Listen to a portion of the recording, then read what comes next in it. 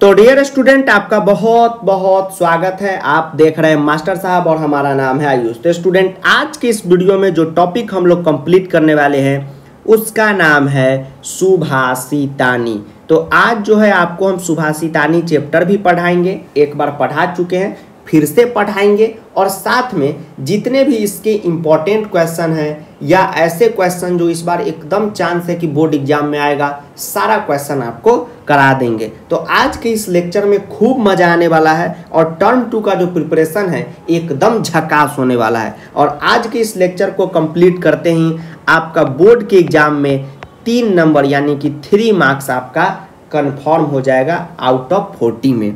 ठीक है स्टूडेंट, तो चलिए करते हैं लेक्चर को स्टार्ट। उससे पहले जितने भी नए बच्चे हैं उनको बता दें कि चैनल को सब्सक्राइब करके शामिल हो जाइए फूफा जी की क्लास में। और संस्कृत का इतना सा भी टेंशन नहीं लीजिएगा क्योंकि टर्म 1 में फूफा जी के स्टूडेंट ने 40 में 40 लाया है, मतलब 10,000 से ज़्यादा बच्चों ने 40 आउट ऑफ 40 स्कोर किया है। बहुत मज़ा के साथ हम भी पढ़ाए, वो भी पढ़े, तो आप भी पढ़िएगा। पूरा बेसिक से पढ़ाते हैं, 0 लेवल से, ठीक है। इसलिए पेशेंस बना के लेक्चर को देखते चलिए, ठीक है स्टूडेंट। तो चलिए करते हैं लेक्चर को स्टार्ट और बड़े मन से पढ़ाई करना अब स्टार्ट कर दीजिए क्योंकि बोर्ड का एग्जाम अब बहुत नज़दीक है, ठीक है। चलिए, अब कुछ बच्चे सोच रहे होंगे कि सर आपका तो ये व्हाइट बोर्ड पे लेक्चर नहीं है सर, ये तो कुछ और ही है। तो देखिए स्टूडेंट, चैप्टर व्हाइट बोर्ड पे पढ़ाना पॉसिबल नहीं है।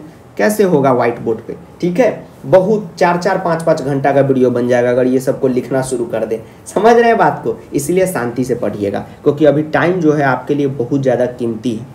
चलिए, आलस्यम ही मनुष्यानाम शरीरस्थो महान रिपुः नास्ति उधम समो बंधु कृत्वा यम नावसीदीति। यह हमारा पहला श्लोक है। तो पहले आपको श्लोक का मतलब समझाएंगे, फिर इसका क्वेश्चन आंसर कराएंगे।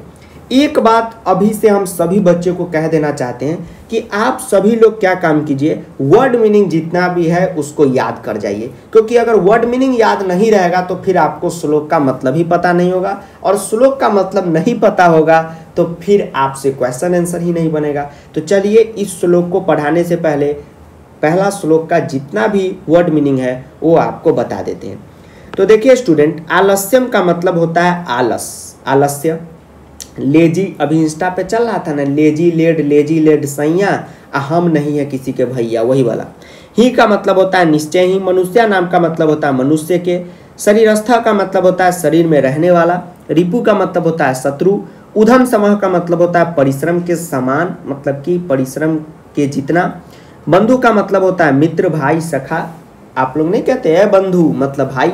नास्ति का मतलब नहीं है। यम का मतलब जिसे। कृत्वा का मतलब करके। नौ का मतलब नहीं और औसीदीति का मतलब दुखी होता है।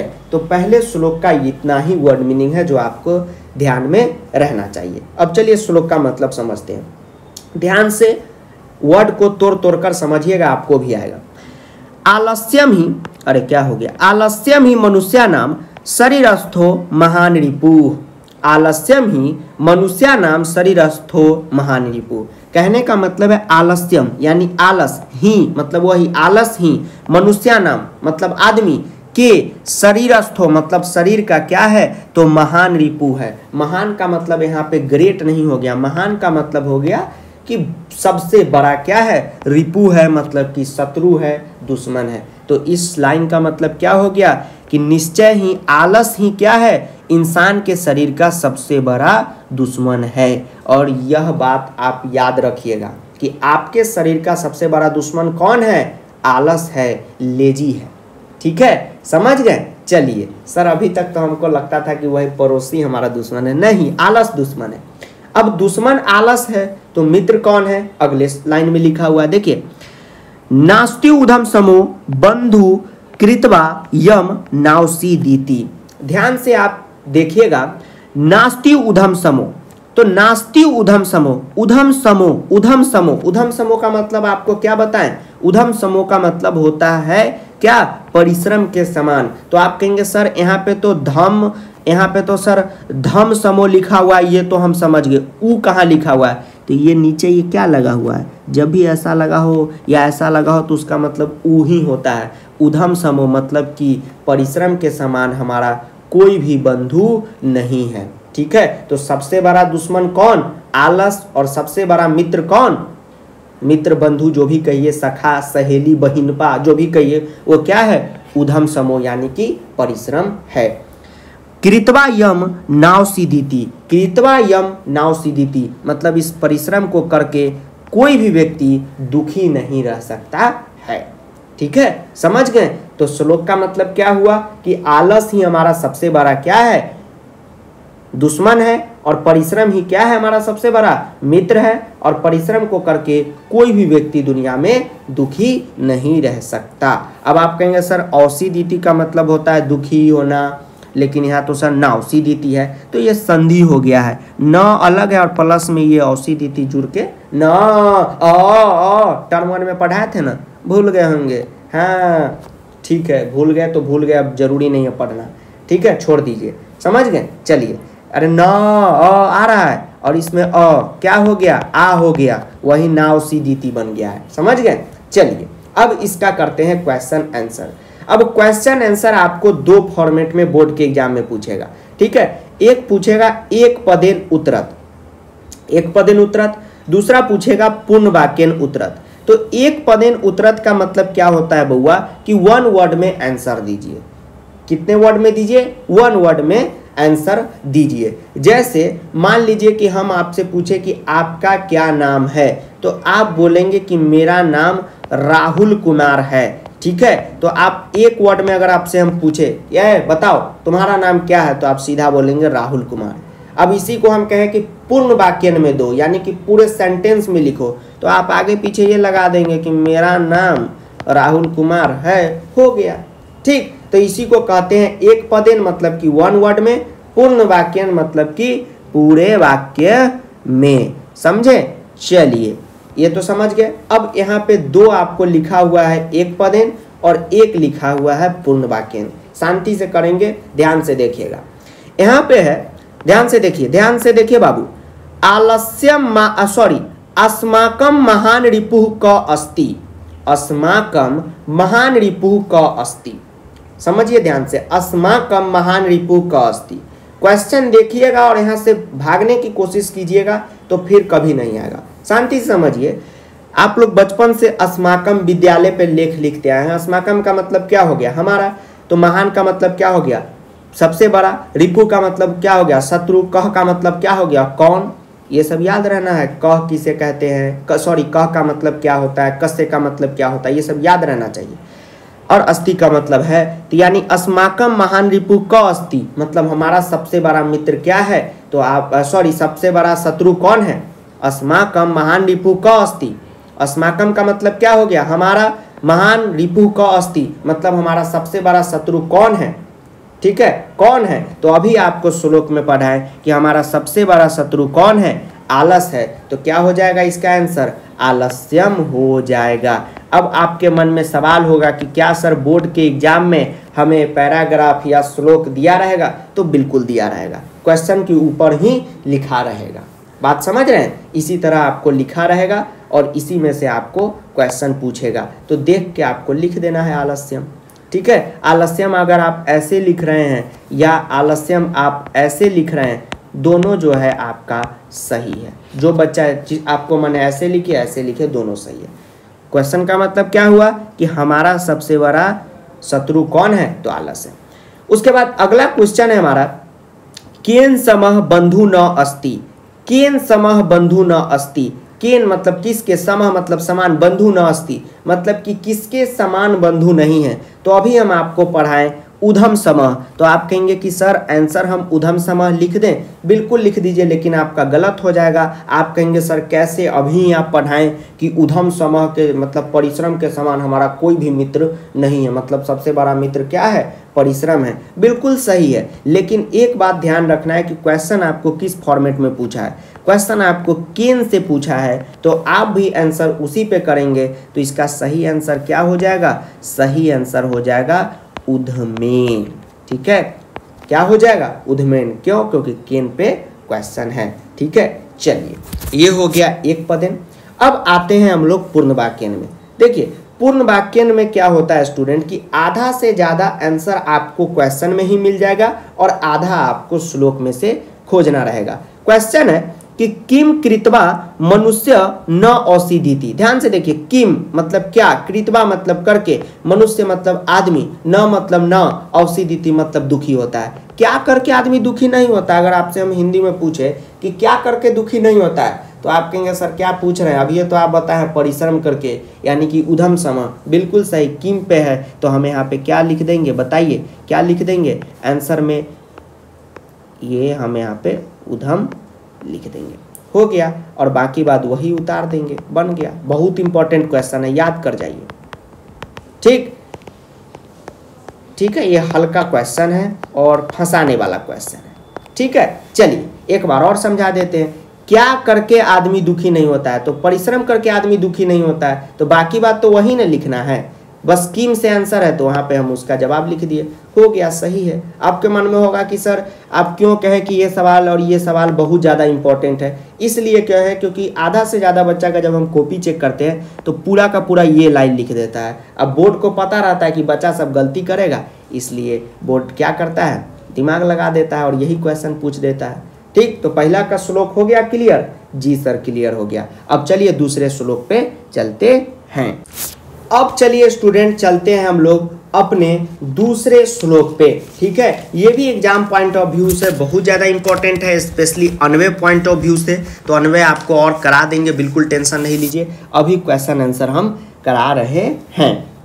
तो क्वेश्चन है, सॉरी श्लोक है, श्लोक को पढ़ाने से पहले क्या करा रहे हैं, अभी वर्ड मीनिंग आपको याद करा रहे हैं। ध्यान से देखिए, गुणी का मतलब होता है गुणवान व्यक्ति, गुणम का मतलब होता है गुण को, वेति का मतलब होता है जानता है, निर्गुण का मतलब होता है गुण से हीन व्यक्ति, मतलब ऐसा व्यक्ति जिसके पास गुण नहीं है। बलि का मतलब बलवान व्यक्ति, बलम का मतलब बल को, निर्बलह का मतलब बलहीन, मतलब जिसके पास शक्ति नहीं है। पिकह का मतलब कोयल, वायसह का मतलब कौआ, करी का मतलब हाथी और मुस्का का मतलब चूहा। ठीक है, चूहा। चलिए अब आगे पढ़ते हैं। हम लोग का श्लोक है स्टूडेंट कि गुणी गुणम बेति न बेति निर्गुणो, गुणी गुणम बेति न बेति निर्गुणो। ध्यान से समझिएगा कि गुणी गुणम बेति न बेति निर्गुणो, इसका मतलब हुआ कि गुणी गुणम, गुणी गुणम, अभी गुणी का क्या बताएं, गुणवान व्यक्ति, गुणम का मतलब गुण को, इसका मतलब हो गया कि गुणवान व्यक्ति ही गुण को समझता है, निर्गुण व्यक्ति नहीं समझता है। ठीक है, जो व्यक्ति गुणवान है वही उस गुण को समझ सकता है, निर्गुण व्यक्ति नहीं समझ सकता है। आप देखेंगे कुछ लोग कहता रहता है कि अरे क्रिकेट खेलने से क्या होता है, पूरा दिन टाइम पास कर रहा है, पढ़ाई लिखाई नहीं कर रहा है, लेकिन जो असली क्रिकेटर है वो तो समझ जाएगा कि अरे बाप रे, अगर क्रिकेट खेलेगा, अच्छा खेलेगा, ऊपर टीम में सिलेक्शन हो गया तो ये तो लाखों कमाएगा। तो मतलब क्या हुआ कि जो गुणवान व्यक्ति है वही गुण को जान सकता है, जो निर्गुण व्यक्ति है वो कभी नहीं जान सकता है। ठीक है, चलिए निर्गुण का मतलब वही गुणहीन व्यक्ति। बलि बलम बेति न बेति निर्बला, बलि बलम। ठीक है, अब जो बलवान रहेगा वही बल के इंपॉर्टेंस को जान सकता है, जो पावरफुल रहेगा वही पावर को समझ सकता है, जो अनपावरफुल है मतलब जो निर्बल है, जिसके पास कोई भी शक्ति नहीं है, वो शक्ति का मतलब क्या समझेगा। समझ रहे बात को? तो क्या कहने का मतलब हुआ कि बलि बलम बेति न बेति निर्बला, यानी कि बलवान व्यक्ति ही बल के महत्व को समझ सकता है, निर्बल व्यक्ति जो कमजोर व्यक्ति है वो नहीं समझ सकता है। ठीक है, अब जैसे आपको हम संस्कृत पढ़ा रहे हैं, ठीक है, हम भी संस्कृत पढ़े, बहुत लोग कहें कि अरे संस्कृत पढ़ के क्या होगा, कुछ भी नहीं होगा। आज देखिए हम कितना लोगों का मदद कर रहे हैं। ठीक है, तो आप गुणी हैं तो आप हमारे गुण को समझ रहे हैं। पीको बसंतस्य गुणम न वायसा, अगला लाइन है पीको बसंतस्य गुणम न वायसा, मतलब जो कोयल होती है वही बसंत के गुण को पहचानती है, कौवा नहीं जानता है। ठीक है, अब बसंत का क्या इंपॉर्टेंस है ये किसको पता होता है? कोयल को पता होता है, तब न कोयल बसंत ऋतु में ऐसे बोलती रहती है, कोयल सी तेरी बोली कू कू कू कू कू कू कू कू, समझ गए? वही वाला है। करी च सिंहस्य बलम न मुस्क, करी च सिंहस्य बलम न मुस्क, करी च सिंहस्य बलम न मुस्क। अब देखिए करी का मतलब क्या होता है? हाथी, हाथी ही शेर के बल को जानता है। हाथी देखते हैं अपने खुद कितना बड़ा है, विशाल है, लेकिन कभी भी वह शेर से पंगा लेता है? नहीं लेता है, क्योंकि उसको पता है कि शेर जो है बहुत ज़्यादा शक्तिशाली है, अगर एक बार झपट्टा हमको मार दिया तो हम मर जाएंगे। ठीक है। लेकिन आप देखेंगे कि मूस जो होता है, चूहा जो होता है, वो शेर को हमेशा परेशान करता रहता है, क्योंकि चूहा को शेर की शक्ति का पता नहीं रहता है। तो यही कहा गया कि हाथी जो है वही शेर के बल को जानता है, चूहा नहीं जानता है। समझे? चलिए अब इसका एक बार और रिवाइज करा देते हैं। तो गुणी गुणम बेती न बेती निर्गुण, मतलब गुणवान व्यक्ति ही गुण के महत्व को समझता है। बलि बलम बेती न बेती निर्बल, यानी कि जो बलवान व्यक्ति है वही बल के महत्व को समझता है, निर्बल व्यक्ति नहीं समझता है। जो पीक है यानी कि कोयल है वही बसंत की इंपॉर्टेंस को समझती है, कौवा नहीं समझता है। कड़ी च सिंह से बलम न मुस्का, यानी कि हाथी ही शेर के बल को समझता है, चूहा नहीं समझता है। चलिए अब आपसे क्वेश्चन पूछ रहा है, उसको करना है शांति से।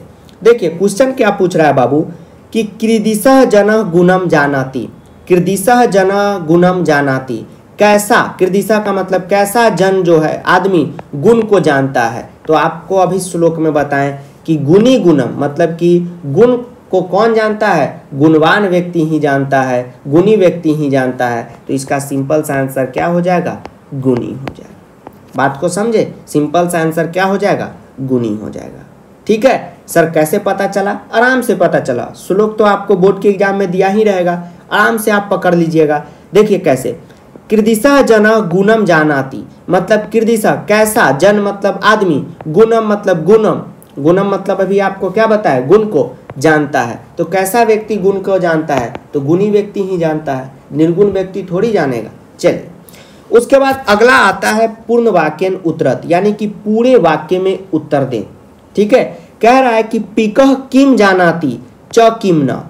ठीक है, पूछ रहा है कि पिकह मतलब कोयल, किम मतलब क्या, जानाति मतलब जानती है, च किम न और वो जो कोयल जानती है उसको और कौन जो है जो नहीं जानता है। कहने का मतलब ये हो गया, ध्यान से समझिएगा तभी बनेगा। ठीक है, एक तो हम आपको बहुत जीरो लेवल में एक्सप्लेन करके बता रहे हैं। ठीक है, ऐसा बहुत आपको कम टीचर मिलेंगे जो बताएंगे। ठीक है, तो आप भी थोड़ा अपने तरफ से एफर्ट लगाइए। देखिए क्या कह रहा है, ध्यान से देखिए क्या कह रहा है, पिकह किम जानाति, पिकह किम जानाति, इसका मतलब हो गया, पिकह का मतलब क्या हो गया, कोयल, किम का मतलब क्या हो गया, क्या। ठीक है, जानाति का मतलब जानता है। अब मान लीजिए यही सब आपको याद नहीं है तो फिर कैसे बनेगा, तो क्या हो गया, पिकह किम जानाति च किम न, मतलब पिकह जो है वो क्या जानती है और कौन जो है उस चीज को नहीं जानता है। तो इसका आपको पता होगा कि अभी आपको श्लोक में पढ़ा है कि पिकह जो है वसंत के गुण को जानती है, लेकिन वहीं पे कौवा जो है वह वसंत के गुण को नहीं जानता है। तो सेम चीज वही हमको यहाँ पे नोट कर देना है। तो आंसर कुछ इस प्रकार हम लोग लिखेंगे, ध्यान से देखिएगा क्या लिखेंगे, वही सिंपल कि पिकह क्या जानती है। तो बस आप किम के जगह लिखिए, क्योंकि किम ही आपसे पूछा जा रहा है कि क्या, इसी के जगह आपको आंसर लिखना है। तो क्या लिखिएगा, तो पिकह जो है वो वसंत के गुण को जानती है, तो आप लिखेंगे पिकह वसंतस्य, वसंतस्य गुणम मतलब वसंत के गुण को क्या करती है, तो सर खाती थोड़ी है, जानाती मतलब जानती है। तो यहाँ पे आप लिख दिए, और वहीं पे च किम न, च किम न, ठीक है, च किम न मतलब कौन नहीं जानता है। तो आप यहाँ पे जान ही रहे कि कौवा नहीं जानता है, तो आप यहाँ पे लिख देंगे कि वायसह, वायसह च वसंतस्य मतलब कि वसंत, वसंतस्य, और यहाँ पे लिख देंगे गुणम न जानाति। हो गया, सिंपल तो है, लेकिन पेशेंस अगर रख के बनाइएगा तभी आपसे आंसर बनेगा।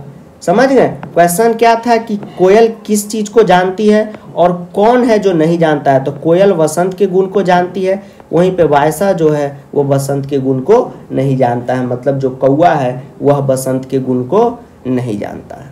समझ गए। चलिए अब हम लोग अगले क्वेश्चन पे अगले श्लोक पे हम लोग चलते हैं। अब चलिए स्टूडेंट चलते हैं तीसरे श्लोक में। तो आपको पता है कि अभी श्लोक कराने से पहले उसका वर्ड मीनिंग सब आपको बता रहे हैं। यस सर बता रहे हैं, इसी तरह सर बताते रहिए ना। हाँ, एग्जाम अभी आने वाला है, सर पे है, और आप लोग अभी तक वर्ड मीनिंग याद नहीं किए हैं। ठीक है, और कुछ लोग कह रहे हैं कि सर इसका ट्रिक बता दीजिए वर्ड मीनिंग, कि हमको कोई भी वर्ड मीनिंग आया ट्रिक से पता चल जाए। इंग्लिश का जितना भी आज तक आप जिंदगी में वर्ड मीनिंग सीखे हैं सब ट्रिक से सीखे हैं, नहीं तो फिर संस्कृत का कैसे होगा। तो सर इतना याद करना पड़ेगा, 4 चैप्टर तो है, वही तो आपको याद करना है, तो फिर टेंशन किस बात का है। 40 में 40 चाहिए तो थोड़ा सा मेहनत तो करना होगा, और नहीं तो बोलिए तो पूरा जुगाड़ लगा दिया जाए। हाँ सर लगा दिया जाए, बहुत ज़्यादा लगा रहे हैं और जो जो कह रहे हैं वो सब आप कीजिए। चलिए पहले आपको वर्ड मीनिंग बताते हैं तीसरे श्लोक का। निमित्तम का मतलब क्या होता है, कारण को। उद्देश्य का मतलब क्या होता है, उद्देश्य करके। ही का मतलब क्या होता है, निश्चित रूप से। प्रकृति का मतलब क्या होता है, क्रोध करता है। ध्रुवम का मतलब क्या होता है, निश्चय ही। सह का मतलब क्या होता है, वह। तस्य का मतलब क्या होता है, उस कारण के। अपगमे का मतलब होता है समाप्त होने पर, मतलब कि खत्म होने पर, फिनिश होने पर। प्रसिद्धति का मतलब होता है प्रसन्न हो जाता है। अकारण द्वेषी का मतलब होता है बिना कारण द्वेष करने वाला, यानी कि दुखी रहने वाला। समझ गए, ठीक है। उसके बाद होता है वय का मतलब होता है निश्चय से। कथम का मतलब होता है कैसे। तम का मतलब होता है उसको। और प्रत्युष्यति का मतलब होता है संतुष्ट करेगा, ठीक है। चलिए अब हम आज इसका आपको मतलब समझाते हैं। देखिए स्टूडेंट, श्लोक क्या है, दो भागों में बटा हुआ है। अब आप कहेंगे सर कैसे, तो कुछ इस तरह है। देखिए ये दोनों जो है एक है और नीचे से ये जो दोनों है वो एक है। तो पहले वाला का मतलब क्या है कि निमित्तम उद्देश्य ही यह प्रकोपति ध्रुवम स तस्यापग में प्रसिद्धि। निमित्तम का मतलब क्या हो गया, कारण। उद्देश्य का मतलब आपको पढ़ा है उद्देश्य करके, मतलब जो भी व्यक्ति किसी कारण से, किसी वजह से क्या है, क्रोधित है, दुखी है, ठीक है। ध्रुवम स तस्यापग में प्रसिद्धि, अगर वो कारण क्या होता है, समाप्त हो जाता है, तो वह व्यक्ति क्या हो जाएगा, खुश हो जाएगा, ठीक है। कैसे सर पता चला खुश हो जाएगा, तो यहाँ पे लिखा हुआ ना तस्यापग में प्रसिद्धि, मतलब कि वो कारण मिटने पे वो व्यक्ति क्या हो जाएगा, खुश हो जाएगा।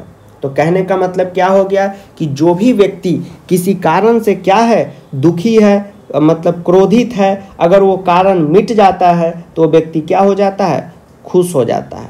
मान लीजिए कि अभी आप ही का हम फोन लेके तोड़ दें, तो आप तो हमसे क्रोधित हो जाएंगे, एकदम गुस्सा हो जाएंगे कि सर मेरा फ़ोन तोड़ दिए हैं। लेकिन वहीं पे हम आपको नया फ़ोन दे दे, आईफोन दे दे, तो आप तो एकदम खुश हो जाएंगे, ठीक। तो आप हमसे क्यों क्रोधित थे, वजह क्या था, यही ना कि हम आपका फ़ोन तोड़ दिए हैं, फ़ोन नया दे दिए, वजह ख़त्म, आप हो गए खुश। लेकिन अगले लाइन में लिखा हुआ है कि अकारण द्वेषी मनस्तु यस्य वय कथम जनस्तम प्रत्योष्यति, मतलब कि जो व्यक्ति बिना किसी कारण के क्रोधित है या दुखी है या द्वेष करता है किसी से, वह व्यक्ति कैसे खुश होगा। आप देखते होंगे आपका भी बहुत सारा दोस्त होता होगा जो बिना किसी कारण के चिंता में डूबा हुआ है, ठीक है। तो अब बताइए वो कैसे खुश हो सकता है, नहीं ना हो सकता है, क्योंकि कोई वजह ही नहीं है। समझ गए, तो यह श्लोक हमें यही बताना चाहता है, ठीक है। चलिए स्टूडेंट, तो अब जो है तीसरा श्लोक से आपको कराते हैं एक एक पदेन उत्तरत, और देखिएगा कि कैसे क्वेश्चन आंसर बनता है। देखिए पूछ रहा है कि नरः किम उद्देश्य प्रकोपति।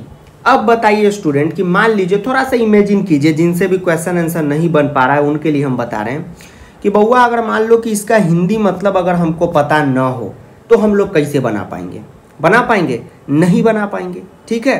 तो एक दो बच्चा हमको कमेंट करके बोला कि सर वर्ड मीनिंग आप बता रहे हैं, याद करो, गलत बता रहे हैं। हम कहे क्यों, क्योंकि सर एग्जाम में नहीं आ रहा है। एग्जाम में नहीं आ रहा है लेकिन वर्ड मीनिंग नहीं पता रहेगा तो ये बनेगा, नहीं बनेगा। तो इसका हिंदी जानने के लिए वर्ड मीनिंग आना जरूरी है। नरह का मतलब क्या हो गया, आदमी। किम का मतलब क्या हो गया, क्या। अभी आपको उद्देश्य का मतलब क्या बताएं, उद्देश्य करके। प्रकोपति का मतलब क्या होता है, क्रोध करता है। तो क्वेश्चन है कि नर जो है यानी कि आदमी क्या उद्देश्य करके क्रोधित होता है, बताइए क्या उद्देश्य करके।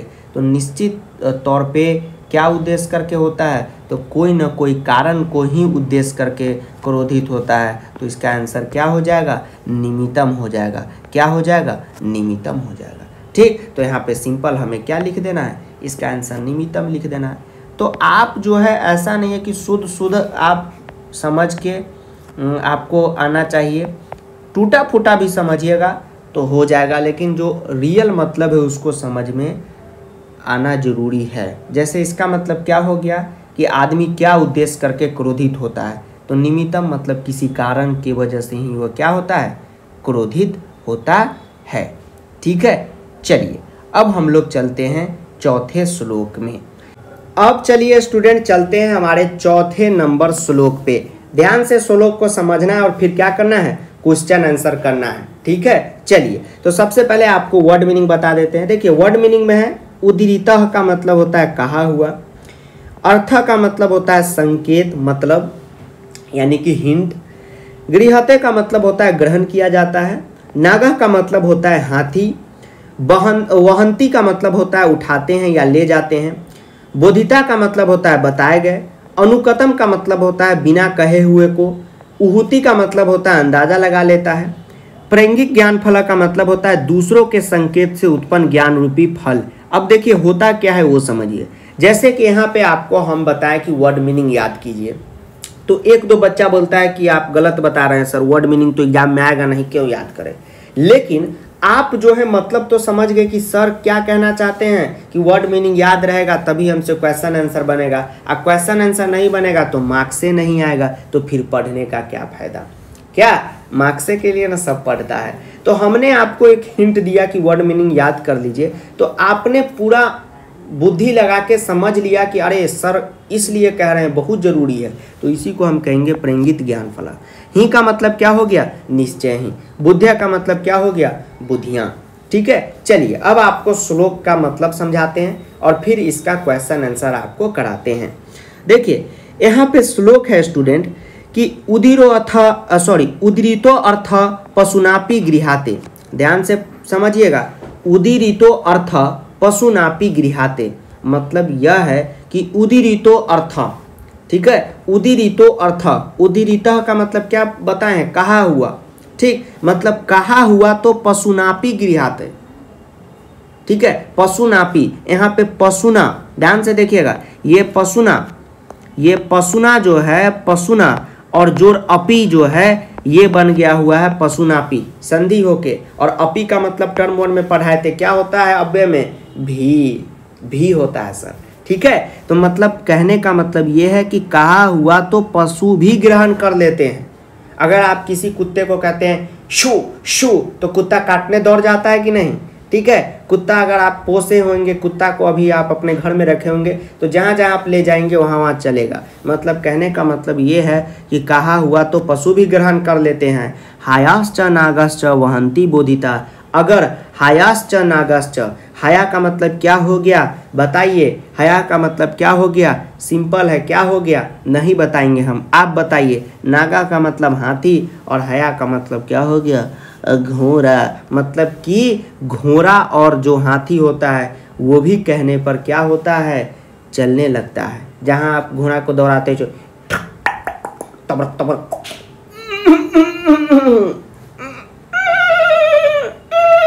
इस तरह से घोड़ा चलता है ना, तो कहने पर तो घोड़ा भी चल लेता है। लेकिन अनुकतमप्योहति पंडितो जना प्रैंगित ज्ञान फला ही बुद्धिया, मतलब कि जो विद्वान लोग हैं, ठीक है, जो पंडित लोग हैं, वो क्या होते हैं, बात का अंदाजा ऐसे ही लगा लेते हैं कि इसका मतलब क्या है, तभी वो कोई काम करते हैं। और इसी जो ज्ञान है इसी को हम क्या कहते हैं, प्रैंगित ज्ञान फला के नाम से जानते हैं। समझ गए। चलिए अब आपको कराते हैं क्वेश्चन आंसर। तो एक पदेन उत्तरत आपको पूछा है, बड़ा सिंपल है कि उदीरोथ अर्थ के नापी गृहाते, गृहते, उदीरितो अर्थ के नापी गृहते। इसका मतलब हो गया कि उदीरितो अर्थ मतलब कहा हुआ अर्थ, मतलब के नापी मतलब कौन गृहते मतलब कि कौन ग्रहण कर लेता है। तो आपको पता होगा कि पशु ग्रहण कर लेता है। श्लोक दिया रहेगा तो वहीं से आप इसका आंसर क्या लिख देंगे, यही लिख देंगे। ध्यान से देखिए, कुछ बच्चे क्या लिखेंगे, ये आंसर लिखेंगे, यहाँ पे से देखेंगे और पशु ना पी लिख देंगे। बिल्कुल आपका क्या हो जाएगा, गलत हो जाएगा। आप कहेंगे सर क्यों, अभी तो आप बताएं कि कहा हुआ पशु ग्रहण कर लेते हैं, तो हम तो यही लिखेंगे। बिल्कुल नहीं, देखिए इसमें अपी जो है बाबू ये अव्यय है, उसका इसमें कोई लेना देना नहीं है। आंसर इसका सिंपल हो जाएगा, सिर्फ और सिर्फ पशुना, मतलब कि कहा हुआ कौन ग्रहण कर लेता है, तो पशु भी ग्रहण कर लेता है। ठीक है, चलिए अब आपसे पूछ रहा है कि बुद्ध्या कीदृश्यः भवन्ति, बुद्ध्या कीदृश्यः भवन्ति, बुद्ध्या कीदृश्यः भवन्ति। बुद्धि क्या है, कैसे है, जो आपको अभी यहाँ पे पढ़ाएं। तो आप यहाँ पे देखिए कि क्या लिखा हुआ है कि प्रेंगित ज्ञान फला ही बुद्धिया, मतलब प्रेंगित ज्ञान फला ही क्या है, सही मायने में बुद्धि है। तो इसका आंसर क्या हो जाएगा, प्रेंगित ज्ञान फल हो जाएगा। लेकिन ध्यान से देखिए पूर्ण वाक्यन है, मतलब पूरे वाक्य में आपको सेंटेंस लिखना होगा। तो आपको पता है कि सिर्फ कीदृश्य, तो हम लोग क्या करेंगे, सिर्फ कीदृश्य के जगह अपना जो आंसर होगा वो लिखेंगे, बाकी वही उतार देंगे। तो यहाँ पे क्या हो जाएगा, बुद्ध्या कीदृश्य के जगह क्या हो जाएगा, प्रेंगित ज्ञान फला, और भवंती जो है उसको हम लोग लिख देंगे। तो हमेशा ध्यान में रखिएगा कि थोड़ा सा स्मार्टनेस दिखाइएगा, पूर्ण वाक्यन का आंसर आपको अपने आप मिल जाएगा। जैसे यहाँ पे बुद्ध्या का बुद्ध्या उतार दिए, कीदृश्य के जगह अभी प्रेंगित ज्ञान फल जो लिखे वो उतार दिए, ठीक है, फला, और भवंती के जगह हम लोग सिंपल क्या लिख देंगे, भवंती ही, ठीक है, ही भवंती, ठीक। तो इस टाइप से आप क्वेश्चन आंसर कीजिएगा तो एक भी मार्क्स आपका नहीं कटेगा। अब चलिए स्टूडेंट चलते हैं श्लोक नंबर 5 पे, ठीक, और उसका मतलब समझते हैं। तो श्लोक से पहले आपको वर्ड मीनिंग सब बता दें। ही का मतलब होता है निश्चय ही, प्रथमा का मतलब होता है पहला, देह स्थिता का मतलब होता है देह में स्थित, देह का मतलब बॉडी, देह विनाशनाय का मतलब होता है देह के नाश के लिए, यथा स्थितः का जैसे स्थित, कांठगतः का मतलब लकड़ी में रहने वाली, वहनी का मतलब अग्नि, दहते का मतलब जलाती है, और नहीं सुने थे बुलाती है मगर जाने का नहीं, तो यहाँ पे जलाती है, शरीरम का मतलब शरीर को। तो 5वां श्लोक पढ़ते हैं लाइन बाय लाइन और आपको बताते हैं। देखिए ये जो स्टूडेंट श्लोक है इसको 2 पार्ट में बांटा गया है, ठीक है। आप कहेंगे सर कहाँ पे लिखा हुआ है, तो लिखा नहीं हुआ है, ये समझने के लिए पहला और ये हमारा दूसरा। तो कहने का मतलब यह है, ध्यान से पढ़िएगा, कि क्रोधा ही शत्रु प्रथमो नारानाम देह स्थितो देह विनाशनाय। कहने का मतलब यह है कि क्रोधा ही शत्रु प्रथमो नारानाम, यानी कि नारानाम यानी कि मनुष्य के अंदर जो प्रथम पहला शत्रु है वह कौन है, तो वह क्रोध है। और अगर आप क्रोध करते हैं तो वह आपको क्या कर देगा, देह का, आपका जो देह है उसका विनाश कर देगा। सर कैसे, क्योंकि क्रोध जो होता है वो आपके शरीर के ही अंदर रहता है। तो एक बात ध्यान में रख लीजिए, शरीर के अंदर जो आपका क्रोध है, अगर आप क्रोध करते हैं तो आपका सबसे बड़ा दुश्मन है, ठीक है। अगले लाइन में कहा गया है कि यथा स्थितः काष्ठगतो ही वही स एव हृदहर्ते शरीरम। जिस प्रकार लकड़ी के अंदर आग पूरे लकड़ी को जला देती है, उसी तरह यह जो क्रोध रूपी आग है वह पूरे शरीर को जला देती है। तो 5वें श्लोक का मतलब क्या हुआ कि क्रोध ही मनुष्य के रहने वाला, क्रोध ही मनुष्य के शरीर में रहने वाला सबसे बड़ा शत्रु है, और यह जो है पूरे शरीर को क्या कर सकता है, नष्ट कर सकता है। ठीक उसी तरह जैसे लकड़ी में अगर आग लगा दे तो लकड़ी नष्ट हो जाती है, उसी तरह, ठीक है। अब इसका एक पदेन करते हैं। देखिए बहुत सिंपल है, एक पदेन उत्तरत, मतलब एक पद में आपको उत्तर देना है। तो पूछ रहा है कि नारा नाम प्रथमा शत्रु क, नारा नाम प्रथमा शत्रु क, नारा नाम मतलब मनुष्य, प्रथम मतलब प्रथम, शत्रु दुश्मन, कह मतलब कौन, यानी मनुष्य का प्रथम शत्रु यानी कि दुश्मन कौन है। तो आपको आंसर पता है, यस सर हमको पता है। कौन है सर, तो क्रोध है। तो यहाँ पे हम लोग सिंपल लिख देंगे क्रोध, लेकिन क्रोध हिंदी शब्द विसर्ग लगा दिए, हो गया संस्कृत क्रोध, ठीक है। अब चलिए पूर्ण वाक्यन पे करते हैं। पूर्ण वाक्यन करते वक्त एक बात ध्यान में रखिएगा कि सबसे पहले तो आपको एक बात बता दें कि श्लोक जो है वो आपके बोर्ड के एग्जाम में दिया रहेगा, इसलिए टेंशन नहीं लीजिए, ठीक। पूर्ण वाक्यन करते वक्त ये ध्यान में रखिएगा कि आधा से ज़्यादा आंसर इसमें रहेगा और आधा जो आंसर है वो आपके श्लोक में ही रहेगा। तो यहाँ पे पूछ रहा है कि कृदिशो अग्नि शरीरानी दहती। कृदिशो मतलब कैसी, अग्नि मतलब आग, शरीरानी शरीर, दहती मतलब जलाती है, कैसी अग्नि शरीर को जलाती है। तो यहाँ पे क्वेश्चन है कृदिशो कैसी, कैसी अग्नि, कैसी अग्नि। तो आपको सिर्फ इसका आंसर लिखना है, बाकी बात तो हूबहू यही उतार देंगे। सर ऐसा क्यों, क्योंकि हमसे पूछ रहा है कि कैसी अग्नि शरीर को जलाती है, तो कोई ना कोई अग्नि होगी ना, वो शरीर को ही जलाती होगी, तो वो बात तो लिखना ही है। तो उसका संस्कृत क्या हो जाएगा, यही हो जाएगा। तो यहाँ पे कैसी अग्नि शरीर को जलाती है, तो आपको पता होगा कि क्रोध रूपी अग्नि। तो यहाँ पे क्या लिख देंगे, क्रोध रूपी अग्नि, संधि हो जाएगा, इसलिए क्या बन जाएगा, रूपाग्नि, ठीक है। और बाकी बात वही लिख दीजिए, शरीरानी, क्या लिख दीजिएगा, शरीरानी दहती, मतलब कि क्रोध रूपी जो अग्नि है वो शरीर को क्या करती है, जलाती है। ठीक, आप कहेंगे सर यहाँ पे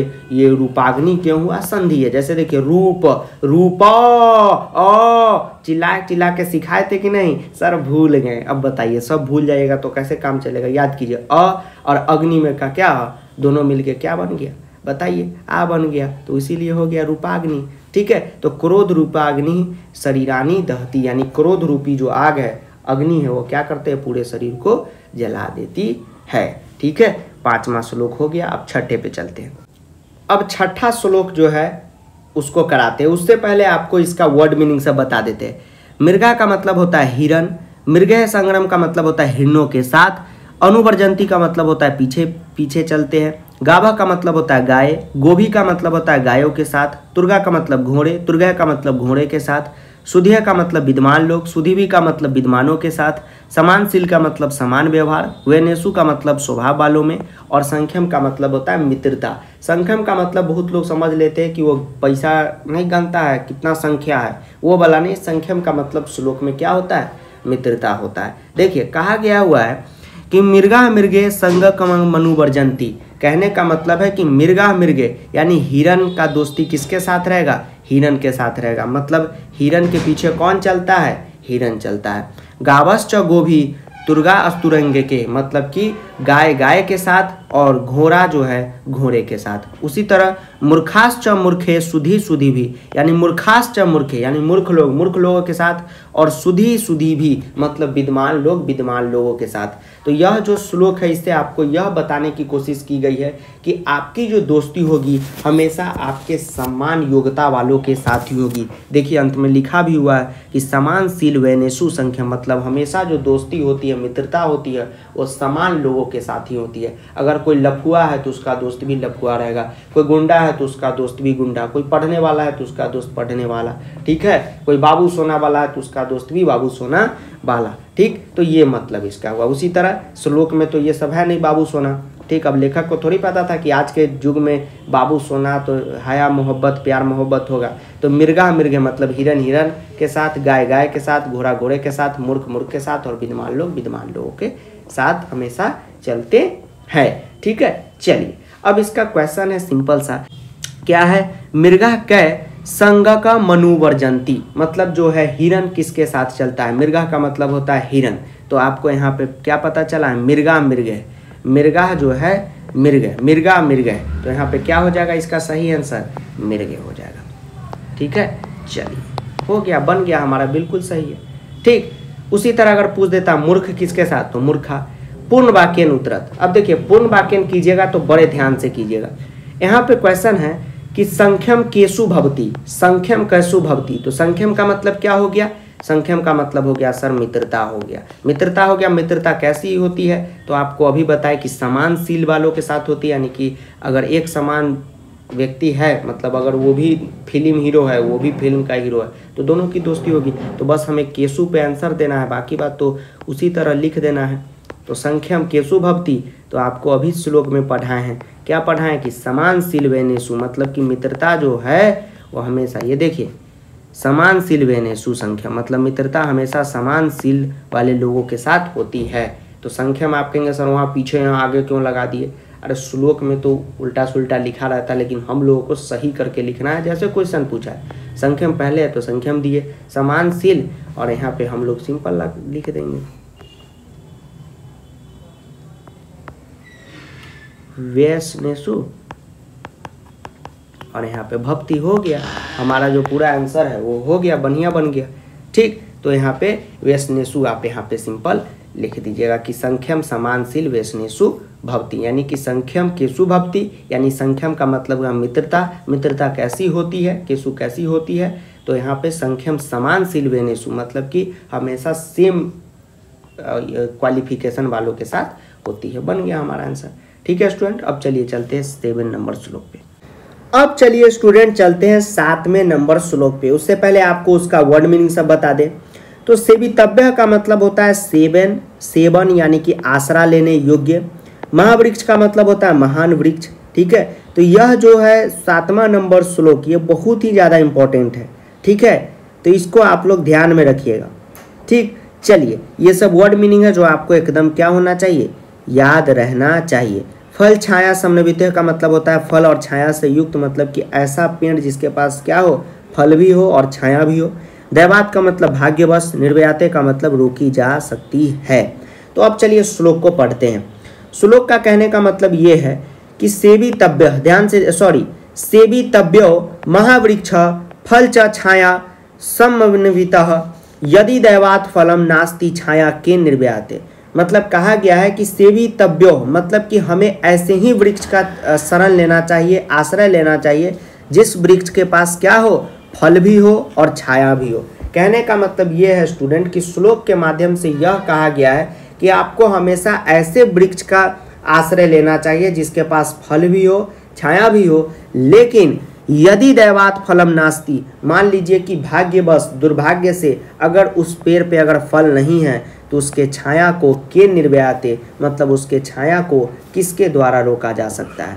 ठीक है, तो इस श्लोक के माध्यम से यह बताने की कोशिश की जा रही है कि कोशिश तो हमें हमेशा क्या करना चाहिए, ऐसे वृक्ष का आश्रय लेना चाहिए, ऐसे महावृक्ष का आश्रय लेना चाहिए जिसके पास फल भी हो, छाया भी हो। लेकिन अगर मान लीजिए उसके पास, उस पेड़ के पास फल नहीं है तो उसका छाया कौन रोक लेगा। ठीक है, मान लीजिए कोई गरीब व्यक्ति है, उसके पास पैसा नहीं है तो बड़ा कॉलेज में नहीं पढ़ेगा, लेकिन उसका टैलेंट कौन रोक लेगा। समझे, वही मतलब है इसका। अब चलिए, अब यहाँ पे आपको क्या करना है, यहाँ पे क्वेश्चन आंसर करना है। ठीक है, अब चलिए क्वेश्चन आंसर आपको हम यहाँ पे कराते हैं और फिर इसका मतलब समझाते हैं। चलिए, पूछ रहा है कि महावृक्ष कृदिशः भवति, महावृक्ष कृदिशः भवति मतलब कि महावृक्ष, महान पेड़, कृदिशः मतलब कैसा, भवति मतलब होता है, कैसा होता है। बताइए आपको कैसा होता है। तो यहाँ पे आपको क्या बताएं कि महावृक्ष ऐसे वृक्ष को कहते हैं जिसमें क्या हो, फल भी हो और क्या हो, छाया भी हो। तो हूबहू यही चीज़ आप यहाँ पे लिख दीजिएगा। आप कहेंगे सर इसमें कोई चेंजेस नहीं करेंगे, जैसे पहले श्लोक में केन का उद्मेन किए हैं, नहीं करेंगे, क्योंकि इसका हिंदी ही मतलब हुआ कि महावृक्ष कैसा होता है और इसका मतलब हुआ कि फल छाया से युक्त। तो इसमें कोई भी चेंजेस करने की ज़रूरत नहीं है। आप कहेंगे सर ऐसा पता हमें अभी चला है सर, और कैसे चलेगा। तो यही प्रैक्टिस करते रहिएगा, आपको पता चलते रहेगा। अभी बहुत प्रैक्टिस करा देंगे। अब तो एग्ज़ाम का प्रिपरेशन करने का एकदम आपका मूड हो गया है तो हम भी करा देंगे जैसे टर्म 1 में कराए थे। टेंशन का बात नहीं है बच्चों, ठीक है। बस आप लोग, कुछ लोग हैं जो नहीं पढ़ रहे हैं, सोच रहे हैं कि सर 1 वीडियो डालेंगे उसी में सब हो जाएगा। कुछ लोग कहते हैं कि सर आप अनुवाद एक ही वीडियो में करा दो। देखिए, एक वीडियो में हम झूठ का है बोले, हमको कोई व्यूज, पैसा ये सब कमाना नहीं है, नहीं तो हम करा देते। ठीक है, एक वीडियो में रिवीजन पॉसिबल है, कॉन्सेप्ट नहीं पॉसिबल है, इसलिए अनुवाद का जितना भी लेक्चर आ रहा है उसको फॉलो करते चलिए। ठीक, इसका ये आंसर हो गया, समझे। रिवीजन एक वीडियो में करा देंगे, ठीक है, लेकिन वो तभी उस बच्चे को समझ में आएगा जब आप कॉन्सेप्ट देखे होंगे। समझ रहे हैं बात को। अब सोचिए कि आपका बेसिक में दिक्कत है तो 1 घंटा के वीडियो में हम बेसिक ठीक करेंगे, कॉन्सेप्ट बताएंगे, समझिए थोड़ा सा। अब चलिए अगला क्वेश्चन है, महावृक्षेषु कस्मात् फलम नास्ति तथापि किम न निर्व्याते। कहा गया है कि महावृक्षेषु मतलब महान वृक्ष के पास कस्मात् यानी किसी कारणवश फल नहीं है। ठीक है, महावृक्ष के पास अगर फल नहीं है, तथापि किम न निर्व्याते मतलब कि किसको नहीं छुपाया जा सकता है। तो इसका क्या सिंपल सा आंसर होगा, छाया, छाया को नहीं छुपाया जा सकता है। तो वही आप लिख दीजिएगा। ठीक है, आप कहेंगे सर एक वर्ड में छाया लिख देंगे तो सही हो जाएगा, बिल्कुल गलत हो जाएगा क्योंकि यह पूर्ण वाक्य है, एक पद नहीं है। तो यहाँ पे क्वेश्चन मार्क देखिए कि कितना पूछा हुआ है, 2 क्वेश्चन है। महावृक्षेषु कस्मात् फलम नास्ति, देखिए कस्मात् मतलब महावृक्ष में क्यों फल नहीं है, तो किम न निर्व्याते मतलब किसको नहीं रोका जा सकता है। 2 क्वेश्चन है तो दोनों का आप आंसर लिख दीजिएगा इसी में। कैसे, देखिए इस तरह से, महावृक्षेषु, ध्यान से देखिए, महावृक्षेषु कस्मात् फलम नास्ति, फल क्यों नहीं है वृक्ष पे, तो आपको पता होगा भाग्यवश यानी कि दुर्भाग्य से, दैवात, और यहाँ पे लिख देंगे फलम, और यहाँ पे हम लोग लिख देंगे नास्ति, उसके बाद लिख देंगे तथापि, और किम न निर्व्याते, किम न निर्व्याते मतलब कि क्या चीज़ को नहीं छुपाया जा सकता है। तो हम लोग जान ही रहे कि क्या चीज़ को नहीं छुपाया जा सकता है, तो भाई छाया को कौन छुपा लेगा। तो हम लोग तथापि, छाया और न, तो इसके यहाँ पे छाया के नापी और सिंपल यहाँ पे लिख देंगे कि निर्वायाति। न छुपाया जा सकता है ना, तो न तो लिखना ही पड़ेगा और ये जो है यहाँ पे हम लोग लिख देंगे। ठीक है, वर्ड मीनिंग सब आप याद कर लीजिए। हो गया, 7 श्लोक हमारा कंप्लीट हो गया। चलिए स्टूडेंट, अब चलते हैं 8वें नंबर श्लोक पे। तो श्लोक बताने से पहले वर्ड मीनिंग सब आपको बता रहे हैं, तो याद कर जाना जरूरी है। ठीक है, वर्ड मीनिंग नहीं याद रहेगा तो फिर क्वेश्चन नहीं बनेगा, तो फिर हमको मत कहिएगा कि फूफा जी क्वेश्चन हमसे ना बना। ठीक है, तो हम उस वक्त कहेंगे कि बउआ जी आपसे वर्ड मीनिंग याद नहीं हुआ इसलिए नहीं बना। तो वर्ड मीनिंग याद कर जाना है। ठीक, और इतना बोझ आप लोग क्यों ले रहे हैं कि सर कैसे होगा कैसे होगा। यहाँ पे 10 श्लोक है, हर श्लोक का 4 से 5 वर्ड मीनिंग है, बाकी बात सब आपको याद है। 40-50 वर्ड मीनिंग याद करना है, कौन सा भारी काम है। अमंत्रम का मतलब क्या होता है, मंत्र से रहित। ठीक है, अक्षरम का मतलब होता है अक्षर, मूलम का मतलब होता है जड़, अनौषधम का मतलब होता है औषधि से रहित, अयोग्य का मतलब होता है योग्यता से हीन, योजका का मतलब होता है जोड़ने वाला, तत्र का मतलब होता है वहाँ, दुर्लभ का मतलब होता है कठिनाई से मिलने वाला। अब चलिए आपको श्लोक को अच्छे ढंग से समझाते हैं। अमंत्रम अक्षरम नास्ति, अमंत्रम अक्षरम नास्ति यानी कि मंत्र से रहित अक्षर नहीं होता। कोई भी ऐसा अक्षर नहीं है जो मंत्र से रहित होता है। ठीक है, सबका कहीं ना कहीं मंत्र में यूज किया गया है। नास्ति मूल मनम न औषधम, इसका मतलब क्या हो गया कि जड़ जड़ी बूटियों से रहित औषधि नहीं होती। ठीक है, बिना जड़ी बूटी के औषधि नहीं बनता। ठीक, अयोग्य पुरुषा नास्ति। ठीक है, और योग्यता से रहित व्यक्ति यानी पुरुष इंसान जो भी कहिए जो होता है, ऐसा कॉम्बिनेशन आपको मिलना क्या है, दुर्लभ है, यानी कि कठिनाई है। ठीक है, ऐसा कॉम्बिनेशन आपने कहीं नहीं देखा होगा। तो कहने का मतलब क्या हुआ कि मंत्र से रहित अक्षर नहीं होता, जड़ जड़ी बूटियों से रहित औषधि नहीं होती, और योग्यता से रहित क्या नहीं होता, पुरुष इंसान नहीं होता, और ऐसे वहाँ गुणों को वस्तुओं व्यक्तियों से जोड़ने वाला जो होता है वो क्या होता है, दुर्लभ होता है। समझ गए। अब चलिए करते हैं इसका क्वेश्चन आंसर।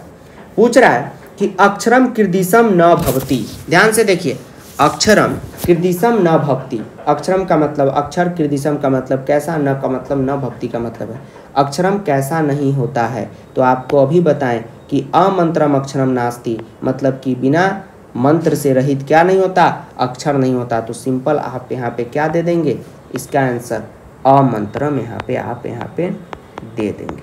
ठीक है, चलिए उसके बाद यहाँ पे है पूर्ण वाक्यन उत्तरत में कि कीर्दिशः पुरुषः वास्तविकः पुरुषः न भवति। कीर्दिशः पुरुषः वास्तविकः पुरुषः न भवति, मतलब कि कैसा पुरुष वास्तविक में पुरुष नहीं है। ठीक है, तो यहाँ पे आप देखिएगा स्टूडेंट, सिंपल सा क्वेश्चन आंसर है, ध्यान से बनाइएगा तभी बनेगा। कीर्दिशः पुरुषः वास्तविकः पुरुषः न अस्ति, कैसा पुरुष वास्तविक में पुरुष है ही नहीं।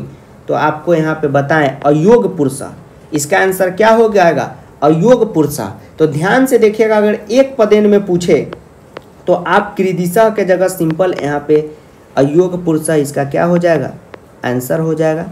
और वहीं पे अयोग पुरुष है, इसका क्या हो गया आंसर, की मतलब जो पुरुष योग्यता वाला नहीं हो वास्तविक में क्या है, पुरुष नहीं है। अब पूर्ण वाक्य में पूछा है तो बाकी बात पूरा लाइन उतार देंगे कि हाँ मेरा नाम आयुष कुमार है। ठीक है, नहीं तो सिंपल आयुष कुमार बताएंगे। तो यहाँ पे पूर्ण वाक्य में है तो पूरा उतार देंगे कि अयोग्य पुरुषः वास्तविकः पुरुषः न भवति। ठीक है, चलिए हो गया, हमारा बन गया। कोई दिक्कत है, नहीं दिक्कत है। चलिए स्टूडेंट, अब आते हैं 9th नंबर श्लोक पे। ध्यान से पहले इसका वर्ड मीनिंग बता देते हैं। आप कहेंगे सर आज आप वर्ड मीनिंग ही खाली बता रहे हैं। ठीक है, बहुत लगता है ज़्यादा जरूरी है। बिल्कुल, संपत्तियों का मतलब क्या होता है, संपत्ति आने पर। विपत्तियों का मतलब क्या होता है, मुसीबत आने पर। महताम का मतलब क्या होता है, महान लोगों की। एक रूपता का मतलब क्या होता है, एक जैसी स्थिति होती है। ठीक है, मतलब सेम सिचुएशन। उदय का मतलब क्या होता है, उदय होने पर। सविता का मतलब क्या होता है, सूर्य। रक्ता का मतलब क्या होता है, लाल। अस्तमय का मतलब क्या होता है, अस्त होने पर।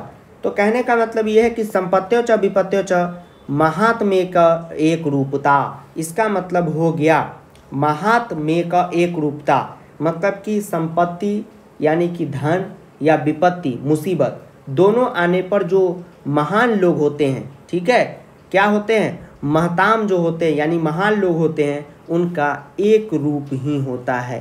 कहने का मतलब है कि आप बहुत ऐसे व्यक्ति को देखते होंगे कि कैसा भी सिचुएशन आए, ठीक है, चाहे उनके पास 1 करोड़ रुपया आ जाए या उनके पास 1000 का ही मंथली आए, उनका जो एटीट्यूड है वो हमेशा एक ही जैसा होता है। तो इसीलिए कहा गया है कि जो महान लोग होते हैं उनके पास संपत्तियों आए, मतलब संपत्तियों यानी कि मतलब संपत्ति, या विपत्तियों यानी कि मुसीबत आए, वो हमेशा एक समान रहते हैं। ठीक है, ऐसा नहीं कि पैसा, मान लीजिए कि अभी हम गरीब हैं, हम ही को पैसा आ जाए, हम ऐसे किसी से नहीं बात करेंगे तो हम महान थोड़ी हैं। ठीक है, हम तो महान नहीं, हम तो गधा हैं। ठीक, तो यही कहा गया है कि जो महान लोग होते हैं वो हमेशा एक जैसे ही रहते हैं कोई भी सिचुएशन में। किस तरह से? इस तरह से उदय सविता रक्तौ रक्ताश्च सत्यमय तथा, उदय सविता रक्तौ रक्ताश्च अस्त्य समय तथा, मतलब कि उसी तरह जैसे सूर्य उगने के समय उदय सविता, उदय सविता का मतलब क्या हुआ? सविता का मतलब सूर्य, उदय का मतलब उगने के समय, मतलब उगने के समय भी आप देखेंगे सूर्य क्या होता है? लाल ही रहता है। और देखिए यहाँ पे ध्यान से देखिए, संधि हो चुका है, अस्त समय भी क्या होता है? लाल ही रहता है। ठीक है, तो सूर्य क्या है? एक महान चीज़ है जो उगने के समय भी लाल और डूबने के समय भी लाल। उसी तरह जो महान लोग होते हैं वो हमेशा किसी भी परिस्थिति में एक जैसे ही रहते हैं। चलिए अब इसका क्वेश्चन करते हैं। क्वेश्चन पूछ रहा है कि उदय, देखिए बेवकूफ़ बना रहा है क्वेश्चन, उदय सती सूर्य कीर्दिशः भवति, उदय सती सूर्य कीर्दिशः भवति।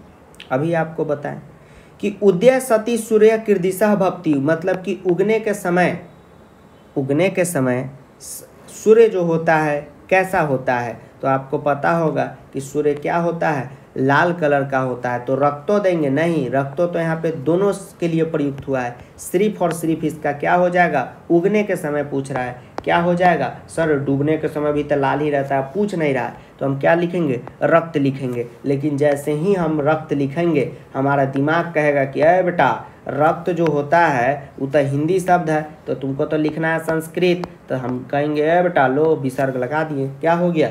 रक्ता हो गया।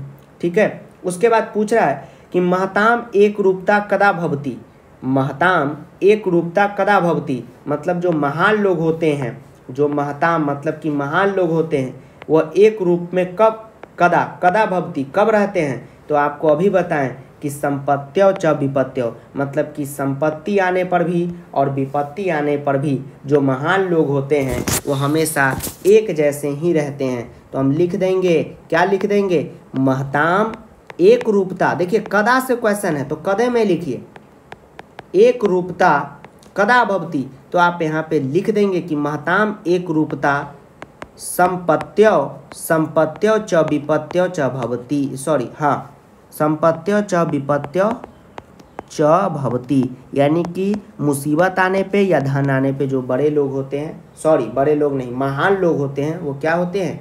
एक जैसे ही रहते हैं, उनकी जो रूप होती है एक ही रहती है। अब आइए स्टूडेंट, हम आपको 10वां श्लोक और अंतिम जो श्लोक है उसको बताते हैं। ठीक है, और क्वेश्चन आंसर अभी बहुत कराएंगे, टेंशन नहीं लीजिएगा। अब एग्जाम आ गया, लगातार वीडियो आके प्रैक्टिस कराते रहेंगे, टेंशन नहीं लेना है। ठीक है, और कुछ लोग नाराज़ हो जाते हैं, एक दिन वीडियो नहीं आता है, बाबू घर पे ही नहीं है तो वीडियो कैसे रिकॉर्ड कर लेंगे। ठीक है, अभी सबको पता है कि मुजफ्फरपुर चले गए थे काम से। ठीक है, तो अब वीडियो रेगुलर आएगा। ठीक, इसलिए गुस्सा मत होइएगा, थोड़ा सा पेशेंस रखिएगा। विचित्रे खलु संसारे नास्ति, चलिए सबसे पहले तो वर्ड मीनिंग ना बताएंगे। हाँ, विचित्रे का मतलब क्या होता है? अनोखे। खलु का मतलब होता है निश्चय ही। किंचित का मतलब होता है कुछ। निरर्थकम का मतलब होता है बेकार। चेत का मतलब होता है यदि। धावने का मतलब दौड़ने में। भारस्य का मतलब भार के। वहने का मतलब उठाने में। और खरा का मतलब गधा, ढेंचू ढेंचू। ठीक है, तो कहा गया है कि विचित्रे खलु संसारे नास्ति किंचित अर्थकम। ठीक है, मतलब है कि विचित्रे खलु संसारे, तो लेखक जो कहना चाहते हैं कि ये जो संसार है ये क्या है? विचित्र है, मतलब कि बहुत अजीब टाइप का है, और यहाँ पे कोई भी जो है वह क्या है? बेकार नहीं है। ठीक है, इस विचित्र संसार में कोई भी जो है बेकार नहीं है। आप ही लोग कहते हैं कि सर मेरा मार्क्स कम आ गया, हमसे क्या होगा? यही श्लोक याद रखिए कि इस संसार में आप भी हैं, तो आप भी बेकार नहीं हैं। समझ रहे हैं कैसे?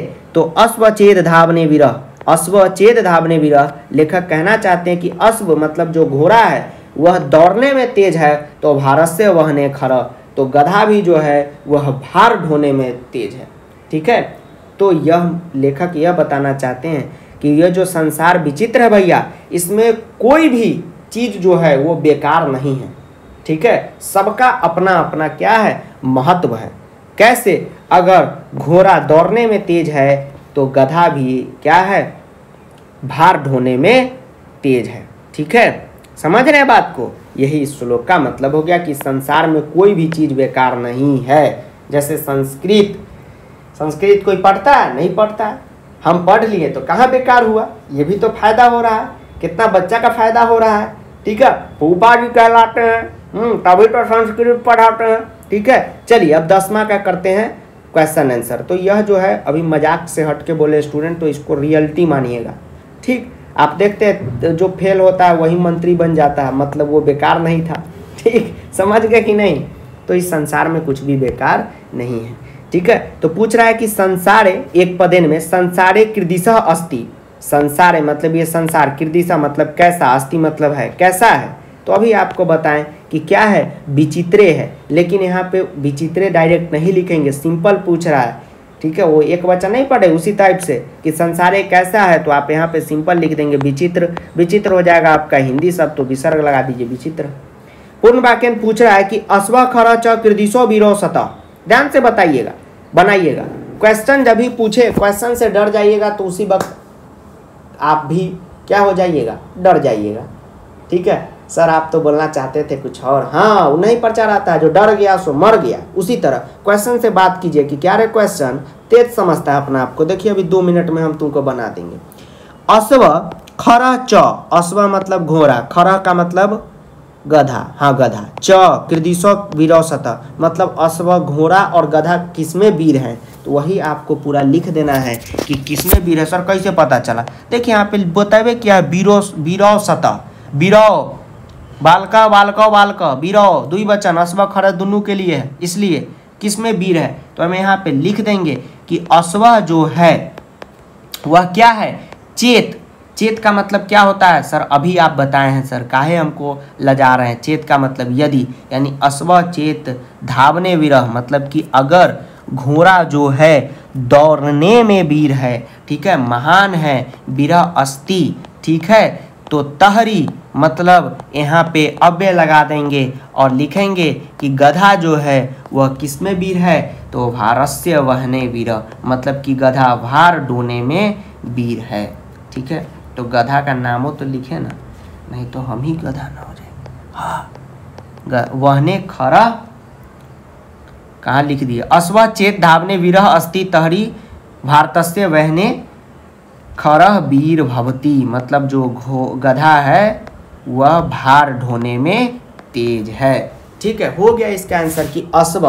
देखिए बोर्ड एग्जामिनर को आप बताइए कि अश्व चेत धावने वीरः मतलब घोड़ा यदि दौड़ने में तेज है, तहरी भारस्य वहने खरह वीरः भवती, मतलब कि जो गधा है वो भी भार ढोने में क्या है, तेज है, तेजा लाल है। ठीक है स्टूडेंट, तो यह 10 श्लोक का 1 शॉट हो गया, कुछ क्वेश्चन आंसर हो गया, तो मजा आ गया आज के लिए इस लेक्चर में। तो अब तक के लिए जय हिंद, वंदे मातरम, आदाब, नमस्कार, सत श्री अकाल, प्रणाम, धन्यवाद। और इसका जो PDF है ये टेलीग्राम चैनल पे अपलोड हो गया है, तो आप टेलीग्राम चैनल पे जाके उसको डाउनलोड कर सकते हैं। लिंक आपको वीडियो के डिस्क्रिप्शन में मिलेगा। Thank you.